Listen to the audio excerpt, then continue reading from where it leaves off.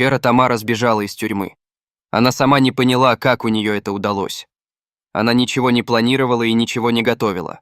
Просто она была беременна, а местный врач в колонии ничего не соображал в гинекологии, и женщину направили на обследование к городскому врачу. Под конвоем Тамару повезли в больницу, которая по необходимости обслуживала женскую колонию. Конвоир заболтался с медсестрой, Тамара зашла в туалет. Она и не собиралась убегать, но там было большое окно без решеток, а сразу под ним крыша. Тамара и сама не поняла, как оказалась во дворе больницы. Куда бежать? Где прятаться? В этом городе у нее никого не было. В колонию ее привезли совсем из другого региона. Денег нет, на ней тюремная одежда. Куда бежать? На вокзал? А где здесь вокзал? Уж лучше в лес. Тамара бежала по незнакомым улицам, инстинктивно устраняясь на окраину. Каждую секунду Тамара с ужасом думала о том, что наделала. Ведь наверняка уже подняли тревогу, и ее ищут. Она прекрасно понимала, что за побег ей добавят срок, но она была беременна, и ее ребенок должен скоро появиться на свет. Почему она все время думает о нем в единственном числе? Тамара еще просто не осознала, что только что на УЗИ ей сказали, что у нее будет тройня. Она просто не могла допустить, чтобы ее дети родились за решеткой. Будь что будет, пусть ей прибавят срок, но в этот мир ее дети придут на свободе. Довольно быстро она вышла из города. Идти по дороге было опасно, и Тамара свернула в лес. В лесу было прохладно. Она нашла ручей и позволила себе отдохнуть, но совсем недолго. Потом она встала и отправилась в путь. Все дальше и дальше женщина уходила от дорог, населенных пунктов и цивилизации. У нее с собой не было ничего. Ни ножа, ни спичек, ничего. Но с каждым шагом и с каждой секундой она просто чувствовала себя неимоверно счастливой. Весна была поздняя, приближалось лето. Ночью было очень тепло, и костер Тамаре не требовался. Питалась она грибами, которые высушивала днем на солнце, а потом ела сухими, запивая водой. В лесу было много ягод, попадались дикие яблони, а воду она брала из ручьев. На одном месте Тамара не засиживалась, старалась переходить с места на место.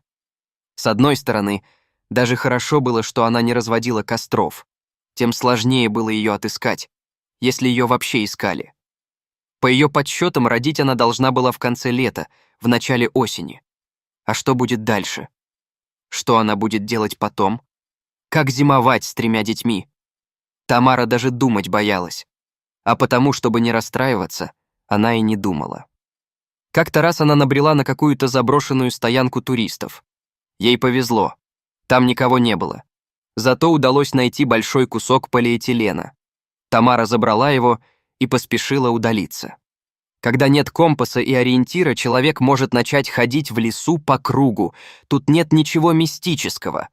Простая физиология. У каждого человека одна нога хоть немного, но короче другой, и, как правило, этого достаточно, чтобы заблудиться. Тамара не заблудилась, но и определенного места, куда бы она шла, у нее не было.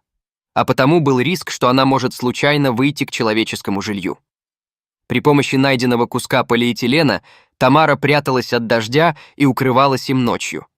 Она начала ловить себя на мысли, что такая жизнь ей нравится. И если бы не суровая зима, то она бы осталась жить в лесу навсегда и воспитывала бы своих детей, как лесных жителей. Ну, а что им делать в городе? Жить среди людей, которые могут в любой момент подставить, как подставили ее. Но она могла построить только шалаш, и говорить о том, чтобы зимовать с 3 детьми в шалаше, уже не приходилось. Значит, ей придется после родов выходить к людям. Отдать детей кому-нибудь на воспитание или в детский дом? От таких мыслей голова шла кругом. Тамара решила ни о чем не думать, а просто плыть по течению, как опавший лист по лесной речке. Она жила одним днем. Нашла ягоды, хорошо, грибы, еще лучше. И вот однажды утром Тамара почувствовала резкую боль в пояснице. Она поняла, что начинаются схватки.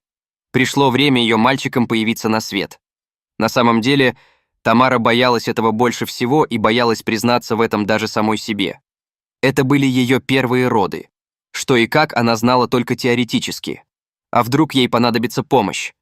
Она тужилась, но первый ребенок никак не хотел выходить. Женщина была морально уже готова отправиться к людям, но она даже представления не имела, в какую сторону идти. Да и идти она уже не могла.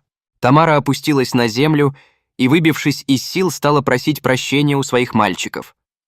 За то, что они, видимо, даже не увидят белый свет. Она прощалась с жизнью. И вдруг прямо из леса вышли 3 волка.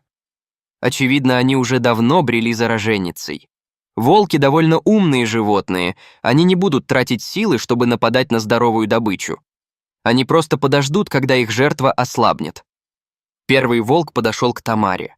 Она зажмурилась и стала шепотом просить животное прекратить ее мучения. Но вопреки странным просьбам, которые волк не понимал, он встал лапами на живот Тамаре и стал помогать выходить ребенку. С последующей схваткой она разродилась и услышала плач ребенка. Волк осторожно взял младенца и куда-то понес. Тамара была не в силах сопротивляться. На подходе был второй малыш. Его также подхватил второй волк и куда-то понес.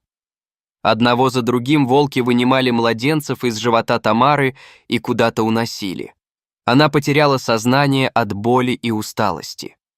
Во время родов каждая женщина испытывает такую боль, как если бы у нее одновременно были сломаны 20 костей. Тамаре было не до борьбы. Когда она очнулась, то обнаружила, что находится в каком-то доме. Стены были из бревен, окна небольшие, но через них проходило достаточно света. Тамара давно уже не была в домашних условиях и почувствовала себя очень уютно. Тут вдруг она вспомнила, что произошло. Ее детей унесли волки. Паника охватила Тамару. Но вдруг она услышала детский плач прямо тут, в соседней комнате. Тамара кинулась туда в надежде, что хотя бы один ребенок выжил, но, зайдя в комнату, она не поверила своим глазам. Все 3 мальчиков лежали на кровати. Но как это? И где она вообще находится? Вскоре ей получилось познакомиться с хозяином. Тут жил отшельник. Не очень молодой, старше Тамары, но и далеко не старый мужчина. Как оказалось, те волки были волчицами. Они были волками этого отшельника, он вырастил их с младенчества. Они остались без матери из-за браконьеров. Детей они принесли к нему, а потом отвели его и к матери. Он сам принес ее в свою избушку.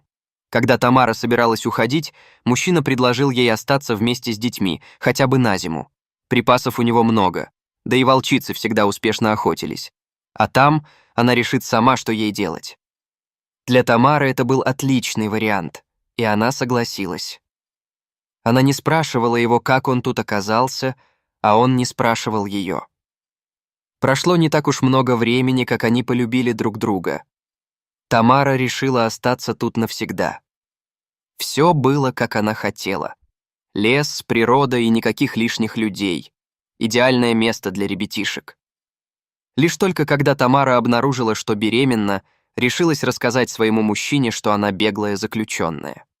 Он посмотрел на свою жену и улыбнулся. Он давно знал об этом. Догадался по той одежде, в которой она к нему пришла. Вскоре в лесу родились 3 девочки. Вот такая удивительная история. Дорогие зрители, если вам понравилось это видео, то ставьте лайк и подписывайтесь на наш канал. До свидания.